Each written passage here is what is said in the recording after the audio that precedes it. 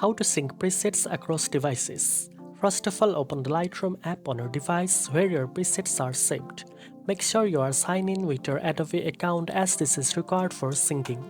Next, tap the Sync to Cloud section at the top. This will sync all your presets to your Adobe Cloud account. Now on your another device, open Lightroom and sign in with the same Adobe account. Go to your presets section and you will see your synced presets available for use.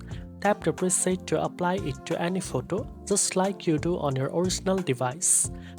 By syncing presets across devices, you can maintain a consistent editing style, save time, and have your favorite presets ready whether you are editing on your phone, tablet, or computer. Now you know how to sync presets across devices. If you found this video helpful, don't forget to like, share, and subscribe for more editing tips. Thanks for watching, and I'll see you in the next one.